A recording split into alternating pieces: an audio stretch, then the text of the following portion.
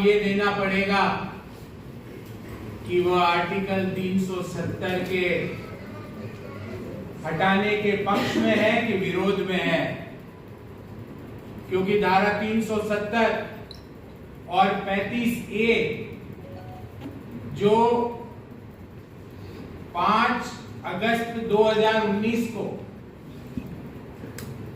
जिसको जम्मू कश्मीर से हटाया गया और उसके बाद 5 सालों में जम्मू कश्मीर ने जो विकास की यात्रा देखी है, कुछ आंकड़े आपके सामने रखूंगा। आतंकवाद की घटनाओं में 70% कमी आई, नागरिकों की मृत्यु में 80% कमी आई, पर्यटकों में 300% की वृद्धि हुई, जम्मू कश्मीर का बजट 17% बढ़ा, पत्थरबाजी की घटनाएं बिल्कुल बंद हो गई। जहां पहले लोकसभा में 5-7% जम्मू कश्मीर में मतदान होता था, वहां पर 50% मतदान होने लगा। और तो और G20 की बैठक भारत ने जम्मू कश्मीर में करवाकर एक परिचय दिया देश दुनिया को कि किस तरह जम्मू कश्मीर शांति की यात्रा पर निकल चुका है। और इसके अलावा 80,000 करोड़ रुपए का विशेष पैकेज केंद्र सरकार ने जम्मू कश्मीर के विकास के लिए दिया और 56,000 करोड़ रुपए का निवेश आया। आजादी के बाद से लेकर जितना निवेश आया उतना उससे ज्यादा निवेश पिछले 4 साल में आया। और कांग्रेस पार्टी क्या कह रही है? वो कह रही है कि हम राज्य को, जम्मू कश्मीर राज्य को स्पेशल स्टेटस दिलवाएंगे, संवैधानिक गारंटियां दिलवाएंगे। कौन सा स्पेशल स्टेटस दिलवाना चाहते हैं कांग्रेस पार्टी के नेता? ध्यान रहे, कांग्रेस के जो विधायक दल के नेता है वो झारखंड कांग्रेस के प्रभारी भी है।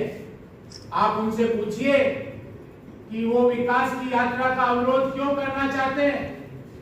और अचानक से आपने देखा होगा, जब से जम्मू कश्मीर में नई सरकार बनी है तब से आतंकवाद की घटनाओं में भी अप्रत्याशित वृद्धि हुई है।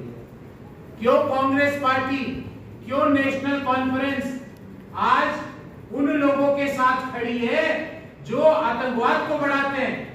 जब हमारे पार्टी के विधायकों ने इस प्रस्ताव का विरोध किया तो मार्शलों के माध्यम से उन्होंने उन्हें बाहर निकाला। क्यों वो जम्मू कश्मीर को फिर से आतंकवाद के कुचक्र में ढकेलना चाहते हैं? क्यों कांग्रेस पार्टी आज एक स्पेशल स्टेटस के प्रस्ताव का समर्थन कर रही है? और मीर साहब, गुलाम मीर साहब, आपको जवाब देना पड़ेगा। आपके मन में झारखंड के लिए भी ऐसा ही कुछ प्लान होगा, पर झारखंड में ये सारे प्लान चलेंगे नहीं। झारखंड में कोई भी घुसपैठिया दूसरे देश का आएगा तो घुसपैठी स्वागत योजना नहीं चलेगी। घुसपैठी को झारखंड की बाउंड्री पर ही रोक के उसे बाहर धकेला जाएगा और जो अंदर घुसे हुए हैं उन्हें चुन चुन कर बाहर भेजा जाएगा। क्यों कांग्रेस पार्टी जम्मू कश्मीर को 1990 के दशक में धकेलना चाहती है, जहां पर रोज समाचार पत्रों में यह खबर आती थी कि आज इतने सिविलियंस आतंकवादियों ने मार गिराए, इतने मुठभेड़ में इतने लोग मारे गए। क्यों धकेलना चाहते हैं वो? हम ये पूछना चाहते हैं कि जब ये विधानसभा में प्रस्ताव पारित हो रहा था तो भारतीय जनता पार्टी ने इसका मुंह तोड़ इसका विरोध किया, पर कांग्रेस पार्टी समर्थन में मौन थी, देख रही थी, मौन स्वीकृति दे रही थी। हम ये पूछना चाहते हैं कि जिस तरह से जम्मू कश्मीर में इस प्रस्ताव, विधानसभा में इस प्रस्ताव को रखा गया, आपको जान के आश्चर्य होगा कि 5 नवंबर 2024 को स्पीकर ने स्वयं मंत्रियों की बैठक बुला ली। हमें यह बताया गया है कि भारत के संविधान में स्पीकर एक निष्पक्ष पद होता है। जो लोग संविधान की लाल किताब ऐसे ले लेके घूम रहे हैं, उनसे पूछना चाहता हूं कि उस लाल किताब में क्या लिखा है, कभी पढ़ तो लो। स्पीकर ने स्वयं मंत्रियों की बैठक बुला ली उस प्रस्ताव को ड्राफ्ट करने के लिए, जिसमें धारा 370 और 35A की बहाली की बात की गई। बिना बहस के इस प्रस्ताव को पारित कर दिया गया। हेमंत सोरेन जी, क्या आप इस तरह का माइंडसेट से आगे बढ़ रहे हैं? क्या आपके मन में भी यही बात है? जो लोग पहले धारा 370, 35A की और जमायत इस्लामी के नाम पर लोगों को बेवकूफ बनाने की राजनीति करते थे, वो अब 5 अगस्त 2019 के बाद से स्थापित शांति से परेशान है। उनको लग रहा है कि कैसे कश्मीर और जम्मू आगे बढ़ रहा है, विकास की यात्रा वहां क्यों हो रही है।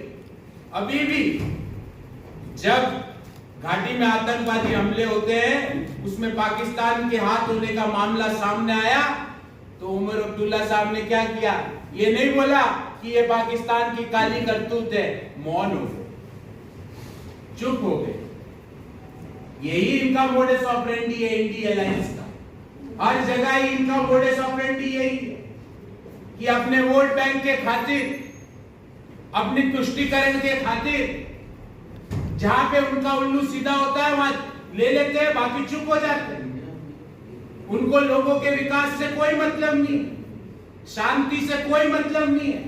और गुलाम मीर साहब, झारखंड में आपको बताना पड़ेगा कि आप विधायक दल के नेता थे और हैं, आप मौन क्यों थे? 370 की बहाली के पक्ष में वातावरण क्यों बना रहे? पाकिस्तान के आतंकवादी पे मुंह तोड़ जवाब क्यों नहीं दिया आपने आज तक कि ये पाकिस्तान की काली करतूत है? क्योंकि पिछले 1-1.5 महीने से जिस तरह से आतंकवादी घटनाओं में वृद्धि हुई, तो गुलाम मीर साहब आपके मुंह में दही जमा हुआ क्यों था उस समय? कश्मीर की अलग आइडेंटिटी बनाना चाहती है। क्यों भाई? आपकी और पाकिस्तान की जो सोच है कश्मीर को लेकर, वो एक जैसी क्यों है? क्यों कांग्रेस पार्टी कश्मीर की अलग आइडेंटिटी के प्रस्ताव पे आज समर्थन दे रही है नेशनल कॉन्फ्रेंस? उसके विचार आज नेशनल कॉन्फ्रेंस और पाकिस्तान में बैठे हुए लोगों से क्यों मेल खा रहे हैं? आज उन्हें जवाब देना पड़ेगा कि जो आज देश की एकता के लिए खड़े हैं, जम्मू कश्मीर के विकास और शांति के पक्ष में जो लोग खड़े थे, जो विधायक विधानसभा में शांति के पक्ष में खड़े थे, उन्हें मार्शलों के माध्यम से क्यों आपने बाहर भेजा? और तो और ये सब यही खत्म नहीं हुआ। धारा 370 और 35A के काले साए से कश्मीर और जम्मू दोनों कब के निकल चुके हैं, पर कांग्रेस पार्टी और नेशनल कॉन्फ्रेंस उन्हें वापस उस काले साए में धकेलना चाहती है। हमारी सरकार ने वादा किया था कि हम जम्मू कश्मीर में विधानसभा चुनाव कराएंगे।